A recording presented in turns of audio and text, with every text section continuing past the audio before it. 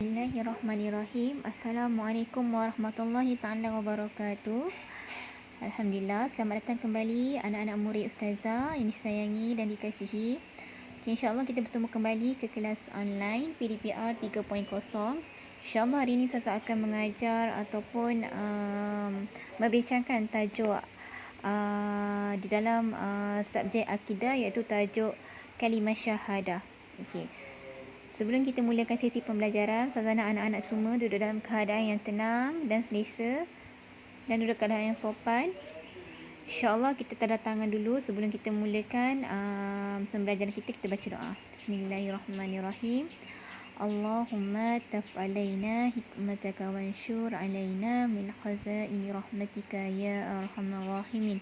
Rabbi shrah li sadri wa yassir li amri wahlul 'uqdatam min lisani yafqahu qawli, amin ya rabbal alamin. Okey. Saudara semua, anak-anak dalam keadaan bersedia. Anak-anak boleh buka buku akidah dan buka muka surat 25. Tajuk 3 kalimah syahadah. Muka surat 25. Okey, saudara harap anak-anak semua dah buka muka surat 25. Okey, kita tengok unit 1. Pengertian syahadah dan lafaz 2 kalimah syahadah. Okay, apa yang anak-anak faham tentang kalimah syahadah?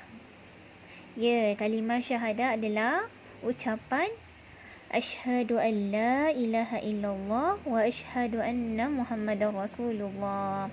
Okey, mari kita baca dulu pengertian syahadah ni. Okey, lafaz 2 kalimah syahadah merupakan rukun Islam yang pertama. Ingat lagi tak rukun Islam ada berapa?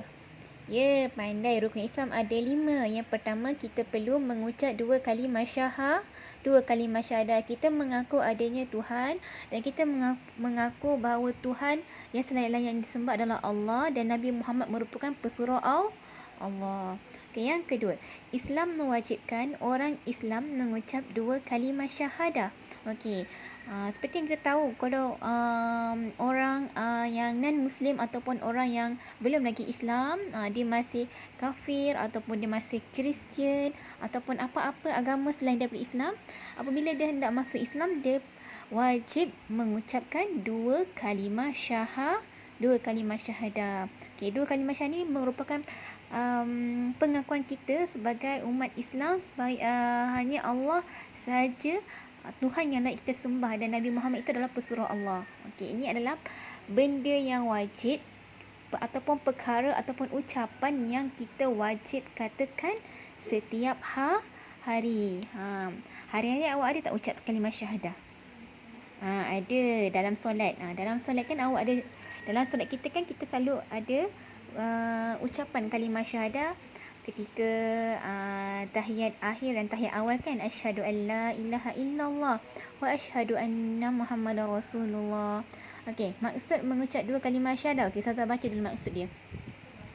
Okey, pertama, pengakuan tentang keagungan Allah Subhanahu Wa Taala yang merupakan Tuhan yang layak disembah. Okey, Allah adalah Tuhan yang layak kita sembah.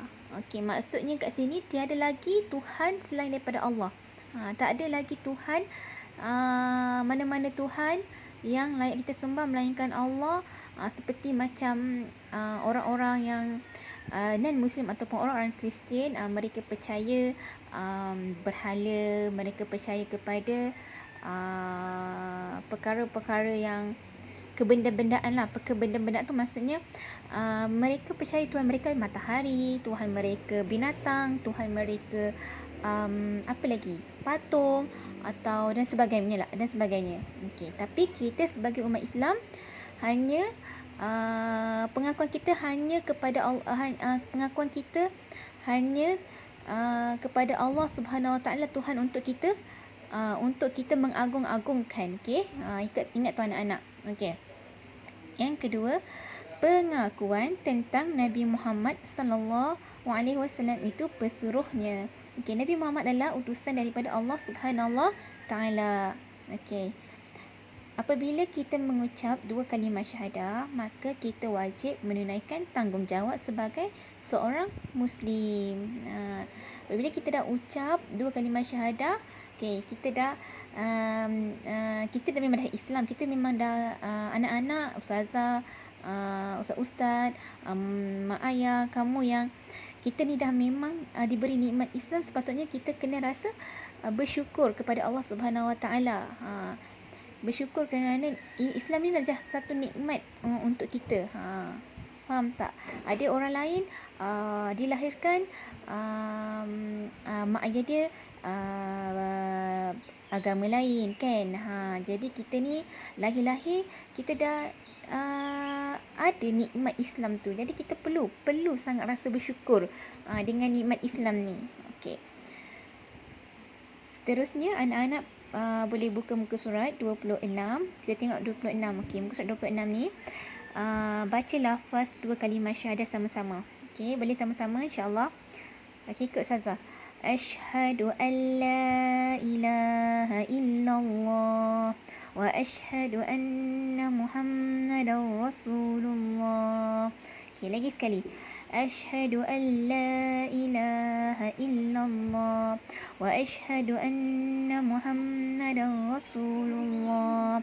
Okey, maksudnya aku bersaksi bahawa tiada Tuhan yang layak disembah melainkan Allah Subhanahu Taala, dan aku bersaksi bahawa Nabi Muhammad sallallahu alaihi wasallam itu adalah pesuruh Allah.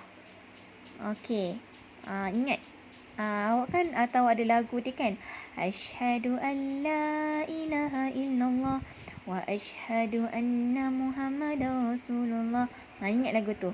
Okey, lagi sekali kita cuba baca dengan lancar lafaz dua kalimah syahadah ni. Okey, ikut Ustazah satu lagi. Asyhadu an la ilaha illallah wa asyhadu anna Muhammadar Rasulullah. Okey, maksudnya aku bersaksi bahawa tiada Tuhan yang layak disembah melainkan Allah Subhanahu Wa Taala, dan aku bersaksi bahawa Nabi Muhammad sallallahu alaihi wasallam itu adalah pesuruh Allah Subhanahu Wa Taala. Okey, Ustazah nak anak-anak nanti tolong hafal ni kalimah dua kalimah syahadah ni. Nanti Ustazah akan tanya balik dekat dalam kelas. Okey, insya-Allah.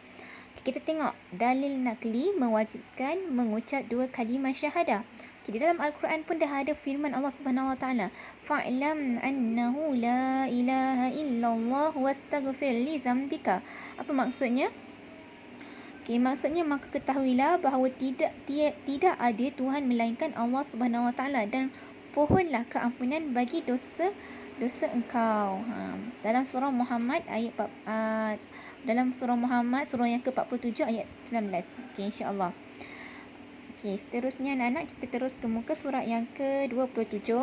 Kita tengok keperluan syahadah dalam kehidupan seharian. Baca dan fahami. Okey, kita nak tahu ciri-ciri orang yang mengucap dua kalimah syahadah ni. Kita dapat beberapa perkara yang dituntut di dalam dua kalimah syahadah. Okey, ada 3 perkara yang dituntut di dalam dua kalimah syahadah. Okey, pertama, kita kena sentiasa bersyukur atas segala rahmatnya. Okay, rahmatnya maksudnya rahmat Allah Subhanahu Wa Taala. Allah beri kita rahmat tu kasih sayang Allah kepada kita. Macam itulah maksudnya. Okey. Kita kena sentiasa bersyukur dengan apa segala pemberian Allah, rahmat Allah atau nikmat-nikmat Allah yang telah Allah kurniakan kepada kita. Apa nikmat-nikmat yang Allah telah kurniakan kepada kita?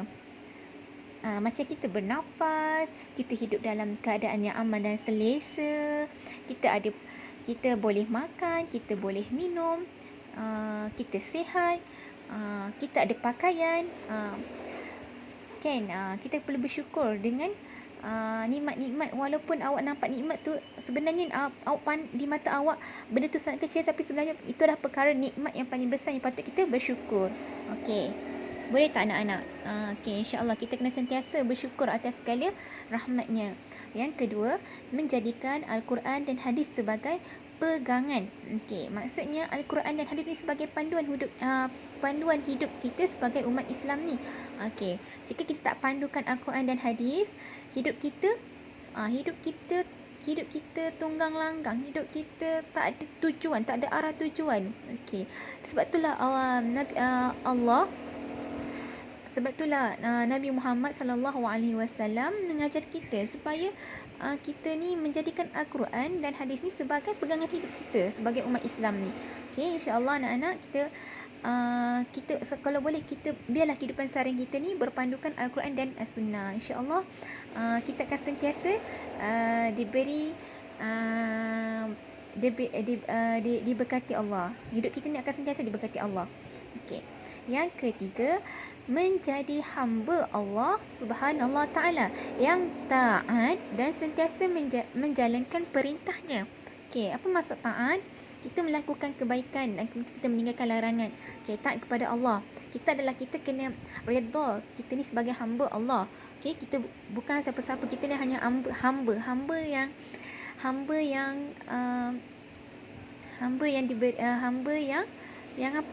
yang kita kena rasa dalam kita ni kena rasa sentiasa merendah diri.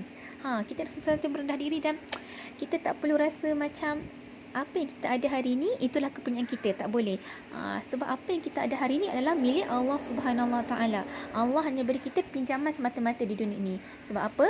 Sebab dunia ni tak kekal selama-lamanya. Yang kekal adalah di akhirat. Jadi kita perlu rasa kehambaan ataupun kerendahan dalam diri kita ni. Dan kita perlu redha yang kita ni sebagai hamba Allah Subhanahu Wa Taala. Okey, dan sentiasa menjalankan perintahnya. Perintah Allah maksudnya kita melakukan kebaikan-kebaikan yang Allah suruh, yang Allah perintahkan. Kita melakukan perintahnya dan meninggalkan segala larangan-larangan Allah. Contohnya dilarang Allah melarang kita melakukan maksiat, melakukan apa lagi? Melakukan keburukan, maksiat dan seumpamanya lah yang mendatangkan kemudaratan kepada kita. Okey, insya-Allah semoga anak-anak dapat memahami sedikit apa yang cuba Ustazah sampaikan di dalam tajuk 2 kalimah syahadah ni. Okey, sekarang ni Ustazah nak anak-anak buka muka surat 28. Kita tengok kesan mengucap 2 kalimah syahadah. Okey, kita dah dapat kesan kan? Tadi kita dah baca ciri, sekarang kita nak baca kesan-kesan mengucap 2 kalimah syahadah. Okey, kesan yang pertama, taat kepada Allah Subhanahu Wa Taala dengan melaksanakan suruhan dan meninggalkan larangannya. Okey, maksudnya kita Allah perintahkan kita solat 5 waktu, jadi kita solat 5 waktu. Tanpa kita meninggalkan perintah Allah ataupun tanpa kita meninggalkan solat tu. Okey, 5 waktu. Apa lagi yang suruhan-suruhan Allah yang awak tahu? Okey, macam-macam kan? Menghormati kedua ibu bapa, apa lagi? Menghormati guru-guru, menolong kedua ibu bapa. Yang berkaitan dengan ibadah khusus dan ibadah umum tu, itu adalah perintah Allah Subhanahu Wa Taala, ya. Okey, yang kedua taat kepada Rasul dan mengikuti segala suruhan dan sunnahnya. Okey, kita ni sentiasa Islam ni sentiasa menggalakkan kita mengikut sunnah Nabi Muhammad sallallahu alaihi wasallam. Okey, taat kepada Rasul dan mengikutinya. Okey, kalau kita contoh apa lagi sunnah-sunnah yang kita tahu? Ya, bersedekah, apa lagi? Berbuat baik itu pun sunnah Nabi juga. Berbuat baik kepada orang lain. Apa lagi sunnah-sunnah ni? Awak nampak sebenarnya sunnah-sunnah ni banyak tau yang kita tak nampak tapi kita nampak tapi kita tak buat. Banyak lagi sunnah-sunnah Nabi yang kita perlu pelajari, insya-Allah. Okay, yang ketiga, menjadi bukti sebagai seorang Muslim. Apa buktinya? Okay, buktinya kita mempelajari ilmu. Bukti macam awak sekarang, awak anak-anak ustazah sekarang tengah mempelajari ilmu agama. Itulah bukti untuk kita menjadi sebagai seorang Muslim. Itulah lagi kesan kita mengucap 2 kalimah syahadah. Okey. Ustazah rasa sampai di sini saja penerangan ustazah tentang kalimah syahadah. InsyaAllah semoga anak-anak dapat manfaat ataupun dapat memahami sedikit, ya.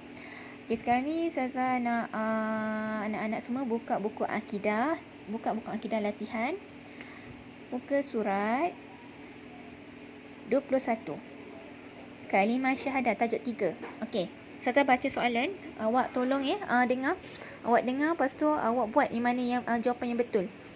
Okey, lafaz nombor 1, lafaz syahadah merupakan rukun iman ataupun Islam. Dekat atas iman, dekat bawah Islam. Apa jawapan dia anak-anak? Ya, Islam. Okey, tulis kat Islam kat situ ataupun awak warnakan. Jawapan dia pilih dan lorek jawapan yang betul. Okey, soalan dia adalah pilih dan lorek jawapan yang betul. Okey, fahamkan soalan tu? Pilih dan lorek jawapan yang betul. Jadi awak lorekkan perkataan Islam. Islam. Alif, sin, lam, alif, mim. Islam. Lorekkan perkataan tu. Okey, kalau rajin awak boleh tulis dekat ruangan kosong tu. Okey, yang kedua, mengucap 2 kalimah syahadah tempat kosong bagi orang Islam. Okey, mengucap 2 kalimah syahadah, atas tu wajib, bawah harus. Apa jawapan dia? Ya, pandai, wajib. Mengucap 2 kalimah syahadah adalah wajib bagi orang Islam. Waw alif jim ba. Waw alif jim ba, wajib. Okey, lorekkan perkataan itu. Okey, yang ketiga, lafaz syahadah merupakan apa dia terhadap keagungan Allah. Okey, apa dia? Pelakuan ataupun pengakuan? Dekat atas pelakuan, dekat bawah pengakuan. Ya, pandai. Lafaz syahadah merupakan pengakuan kita sebagai umat Islam, sebagai umat Islam kita menyembah Allah Subhanahu Wa Taala dan Nabi Muhammad SAW. Kita mengaku Nabi Muhammad SAW sebagai Rasul. Kita mengaku Allah Subhanahu Wa Taala adalah Tuhan yang layak disembah dan Nabi Muhammad SAW adalah suruhan Allah Subhanahu Wa Taala dan Nabi Muhammad SAW adalah suruhannya. Okey. Lorekkan panga alif ka waw alif nun, pengakuan. Lorekkan yang tu. Okey, seterusnya yang keempat, lafaz syahadah juga pengakuan tentang Nabi siapa? Nabi siapa? Atas Daud, bawah Muhammad. Okey, siapa pesuruh Allah? Ya, pandai. Nabi Muhammad. Okey, tulis Nabi Muhammad. Mim, ha, mim, dal. Okey, Nabi Muhammad. Lafaz syahadah juga pengakuan tentang Nabi Muhammad pesuruh Allah. Okey, pandai. Okey, yang terakhir, yang kelima, mengucap 2 kalimah syahadah rukun Islam yang keberapa? Pertama ataupun yang kedua? Ya, pandai. Pertama. Rukun Islam yang pertama. Yang atas tu, pa, ra, ta, alif, mim. Pertama. Okey, mengucap 2 kalimah syahadah rukun Islam yang pertama. Okey. Saya rasa sampai di situ saja kelas kita pada hari ini. InsyaAllah kita akan sambung lagi tajuk-tajuk seterusnya dalam mata pelajaran akidah. Okey anak-anak, semoga dapat manfaat apa yang kita belajar pada hari ini. Okay, Ustazah ucapkan Assalamualaikum warahmatullahi taala wabarakatuh. Jumpa lagi di kelas akan datang. Assalamualaikum.